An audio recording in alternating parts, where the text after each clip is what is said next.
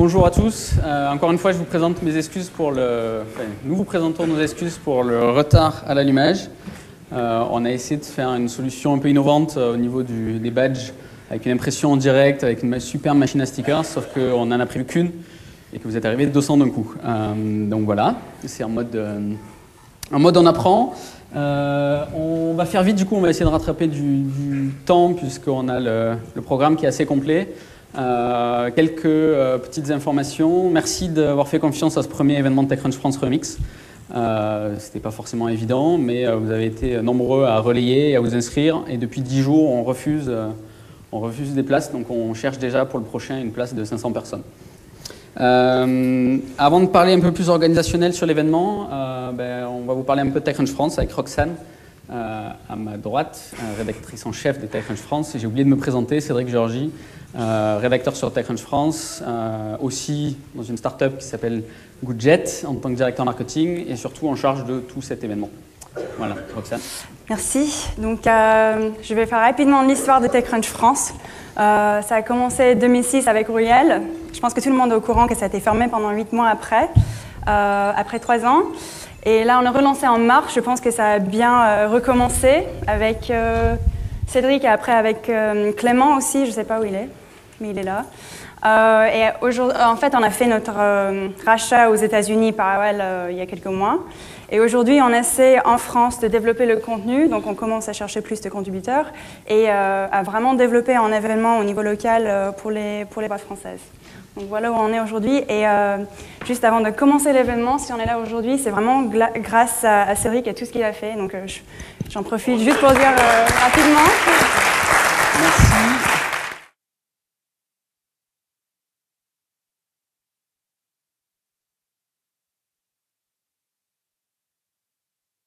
Bonjour à tous. Donc je vais faire un petit éclairage sur le web pour les jeunes, par les jeunes. Juste en 2 mots, expliquer ce que nous faisons. Comscore est une société d'études avec, grâce à ces 2 millions de panélistes répartis dans le monde, qu'on peut suivre donc tout leur comportement sur une vue un peu à 360 degrés. Évidemment en termes de visite, de trafic, de tout ce qui est exposition à la publicité, la mesure d'efficacité de la publicité évidemment, de voir tous les attributs sociodémos de ces personnes. Leur comportement à la fois mobile et Internet, tout ce qui est transactionnel, la consommation média, la consommation vidéo, et également les transactions, comme je disais, de e-commerce. Une mesure qui est également globale, avec une présence dans 170 pays, et la possibilité de reporter sur 43 de ces pays. Et je vais m'attacher ici à montrer des données françaises uniquement. Une nouveauté aussi sur notre mesure, on n'est pas simplement sur cette donnée panel, on a fait évoluer notre méthodologie pour une donnée qui prend en compte pas simplement le panel, qui reste au cœur évidemment de cette mesure, mais également les données serveurs auxquelles tous nos clients peuvent participer, mais pas simplement nos clients, même tous les sites peuvent participer sans coût associé, je le précise, pour effectivement arriver à une mesure qui réconcilie ces 2 types de données et d'avoir cette vue à 360 comme je le disais. On l'a appelé méthodologie unifiée, mesure unifiée, ou en anglais donc Unified Digital Measurement. Le profil de ces internautes des 15-24 ans, donc ce sont les jeunes qu'on a considérés comme les jeunes, 15-24 ans, ils représentent plus de 8 millions d'internautes en France, soit 18% de cette population, donc pour nous qui sont les 6 ans et plus, qui se connectent de la maison ou du travail. Il y a une évolution de plus 4% de cette population par rapport au mois même mois de l'année dernière, assez évidemment bien répartis entre les hommes et les femmes. En moyenne, ces jeunes passent 1h20 à surfer sur Internet et à noter quand même plus de 24 minutes sur les réseaux sociaux, puisque c'était effectivement une activité qu'ils font en grande partie sur 7h20 passées par jour. Et puis en termes de... Cédric parlait ce sera des vidéonautes, moi c'est comme ça que je les appelle, ceux qui regardent la vidéo. On a 7,5 millions de ces internautes qui visionnent plus de 183 vidéos sur Internet par mois, et ce pendant plus de 18 heures. Voilà. Donc, parfois il y a des petites vidéos, mais parfois c'est des vidéos un peu plus longues. Alors après, pardon, je parlais des gros tableaux, excusez-nous, de ces données un peu massive. Ici, on a regardé un petit peu les catégories de sites sur lesquels ces jeunes passent le plus de temps. Donc, on a pris en temps moyen, on a fait un petit classement en temps moyen passé par ces internautes de 15-24 ans. Et on a regardé ceux qui dont la variation d'une année sur l'autre, pardon, était plus ou moins importante. Donc on remarque donc il y a beaucoup de chiffres, mais effectivement on voit plutôt des baisses sur la messagerie instantanée, sur les portails, sur les emails, mais peut-être, on le verra juste après dans quelques slides, peut-être que c'est au profit du mobile, puisque c'est des choses que l'on voit aussi qui sont très consommées sur le mobile. Donc même si globalement, voilà, par exemple, il y a moins de temps passé sur les portails, c'est aussi parce que peut-être que l'information est trouvée plus rapidement. Donc il y a toujours aussi autant de visiteurs qui augmentent, par exemple avec un plus 23% en termes de visiteurs uniques. Et puis beaucoup de choses, on va dire de choses communautaires, comme le partage de photos, que l'on peut faire évidemment aussi sur les réseaux sociaux, mais qui se font beaucoup, sur les sites communautaires également. Ou bien les réseaux sociaux, forcément, ça c'est très à la mode. En termes justement de ces réseaux sociaux, on a regardé ce classement des 10 premiers sites. Cette fois-ci, on l'a fait sur le nombre de visiteurs uniques de cette cible, donc 15-24 ans. Facebook, sans surprise, est le premier de ce classement.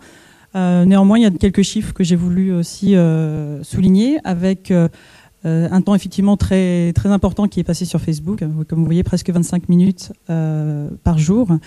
Mais Skyrock aussi, presque 32% de son audience qui est composée de cette cible, donc évidemment un site très jeune, et surtout qui consomme énormément de pages sur ce site. MySpace également, 24% de son audience qui est composée de cette cible, donc évidemment très prisée par les jeunes. Et enfin Twitter, là aussi qui est très consommé par les jeunes en termes de pages vues. En termes des sites vidéo, donc là on est sur l'activité de streaming, donc vous voyez que les mesures sont en termes de viewers, de nombre de vidéos par viewer ou vidéonaute. Donc c'est 7,5 millions de vidéonautes. J'ai mis Google Site en premier, derrière il faut penser que c'est évidemment YouTube. Donc presque 575 millions de vidéos vues par mois sur ces sites. Beaucoup aussi sur Facebook, parce qu'il y a beaucoup de partage justement de ces vidéos faites par les utilisateurs sur Facebook. Un nombre aussi, parfois on se dit que c'est des petites vidéos, mais finalement sur Dailymotion, où il y a un temps moyen de 7,5 minutes par vidéo, donc finalement pas forcément que des courtes vidéos. Également sur Vivo, où il faut penser qu'il y a aussi beaucoup de clips musicaux par exemple aussi sur ce site. Et enfin, là aussi, je voulais montrer Skyrock, qui, évidemment, toujours dans cette cible jeune, se retrouve également au niveau des vidéonautes, toujours cette cible très jeune au sein de la composition de Skyrock. Cette fois-ci, sur le mobile, on a juste voulu s'appuyer, regarder un petit peu les principales activités de ces usagers du mobile, donc toujours cette cible 15-24 ans. Sans surprise, le SMS, évidemment, c'est quelque chose qui est fait pratiquement tous les jours, si ce n'est tous les jours. Également, donc, surfer sur Internet, l'utilisation d'email, prendre des photos, là encore, comme vous voyez, on voit sur le partage des photos qui peuvent se faire depuis leur mobile, mais certainement aussi les photos prises depuis leur mobile qui sont ensuite partagées sur Internet. Et cette messagerie instantanée et ces emails qui commencent aussi à beaucoup progresser. Comme on le voyait tout à l'heure, peut-être un léger déclin sur l'Internet, mais qui se retrouve peut-être cette fois-ci sur le mobile. Là, c'est ici les principaux usages en termes d'Internet mobile, alors que tout à l'heure, c'était les usages tout confondus. Et quand on est sur les sites Internet mobile, cette population jeune se concentre évidemment sur les sites d'infos, de news, font aussi du search, de recherche aussi des informations. Et puis les inévitables, la météo, les informations de divertissement, tout ce qui est direction de mapping, etc., etc. Donc quelques points clés que j'ai voulu juste souligner et que vous avez retrouvés au sein de cette présentation. Évidemment l'instantanéité qui est un peu le maître mot pour cette cible, avec la messagerie instantanée. Vous voyez tout le partage de les réseaux sociaux, là, vraiment le côté il faut que ce soit immédiat. Comme je disais, le léger déclin du temps passé sur les portails, les messageries instantanées. On est ici chez Microsoft, mais je pense que peut-être que d'ici octobre ça changera avec la nouvelle version de Hotmail et de Messenger. Donc peut-être au profit du mobile, et puis aussi un réel engouement évidemment qui se note de mois en mois sur les réseaux sociaux. Voilà, merci beaucoup.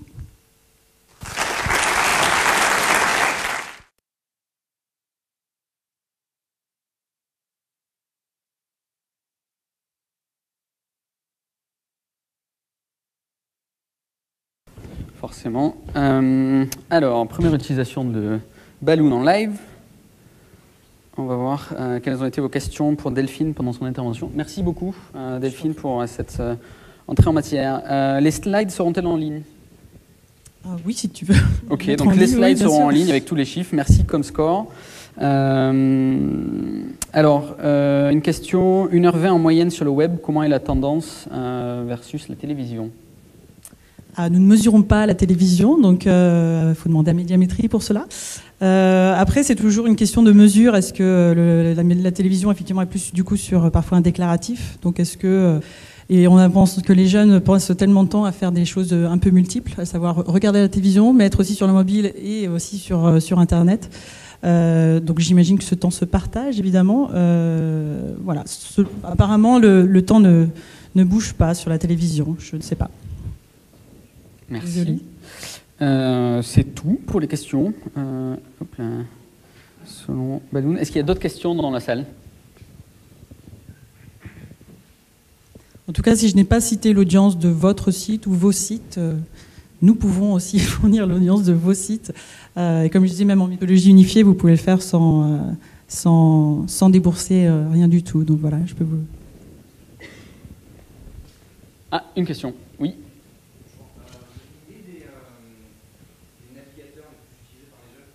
Alors, je vais répéter à chaque fois la question pour le live stream. Est-ce que vous avez une idée des navigateurs utilisés par les jeunes? On peut, cette fois-ci, de manière, on ne l'a pas en direct dans nos données, donc les navigateurs, pensez Internet Explorer, Firefox, Opera, etc. On peut le faire de manière ad hoc, donc je n'ai pas cette information-là, comme ça, sous les yeux, mais je pourrais vous redonner cette information, oui, tout à fait, de manière ad hoc.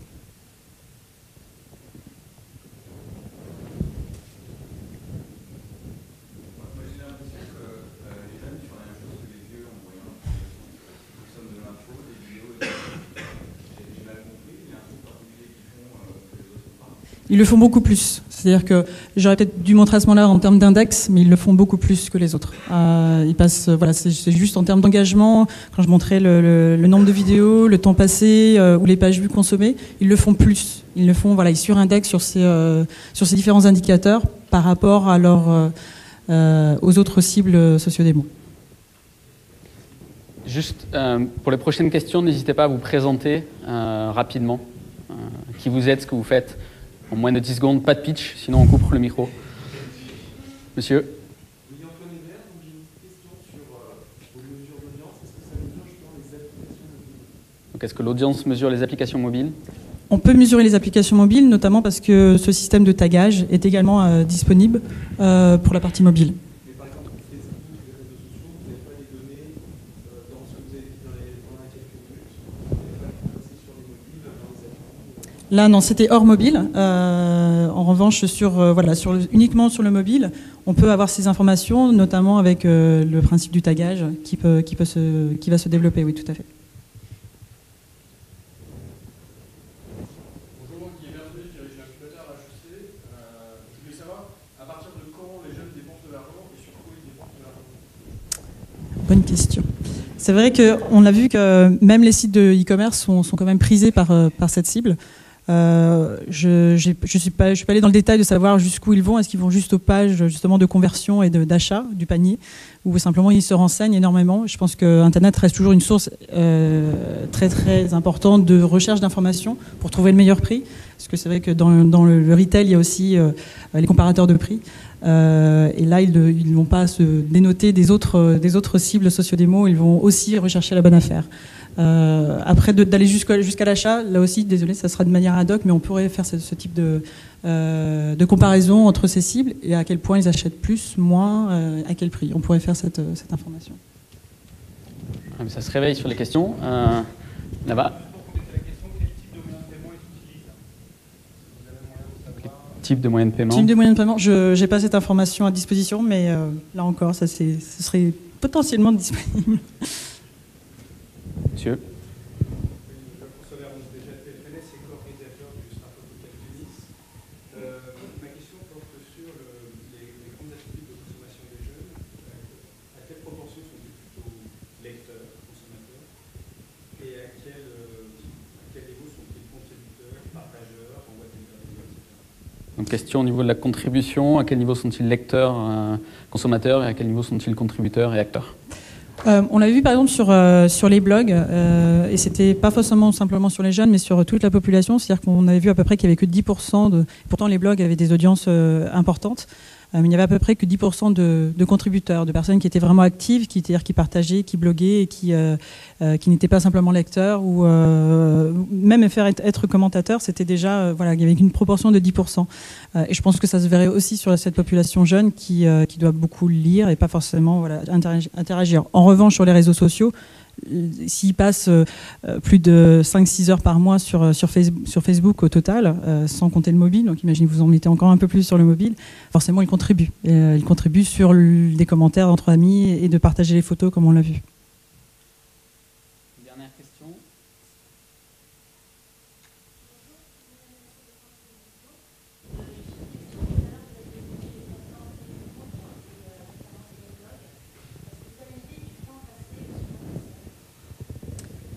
Temps Oui, passé sur MSN, donc. je ne l'ai pas en tête, mais je pourrais vous le donner hors ligne, comme on dit. Mais oui, je peux vous le donner, cette information, tout à fait. C'est une question qu'on pourra peut-être poser à Pierre-Eric Jacoupi de Microsoft Windows Live sur le panel suivant. À moins que tu veuilles donner la réponse de suite. On va passer sur les services, si on prend un service de Messenger par exemple. Aujourd'hui, il y a un petit delta entre Twitter et Messenger, je vais balancer 3 heures par mois par utilisateur. Donc, 3 heures par mois par utilisateur entre Comscore et MNR.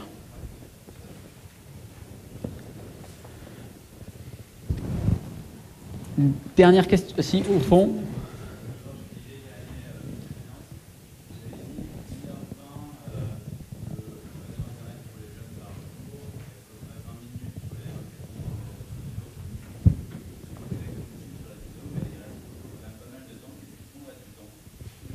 Alors après, on pourrait voir, il y a la messagerie instantanée, etc. Donc là, j'avais fait juste sur les 1h20, voilà, il y avait 25 minutes de réseaux sociaux, mais on pourrait voir le détail. Est-ce que c'est justement, ils vont sur les sites de news, les sites de divertissement, de jeux, on pourrait voir le détail catégorie par catégorie. J'ai dû faire restreint, mais si vous voulez voir toutes nos données, elles sont toujours disponibles. On va arrêter là du coup. Merci beaucoup Delphine pour ces chiffres et ces réponses aux questions.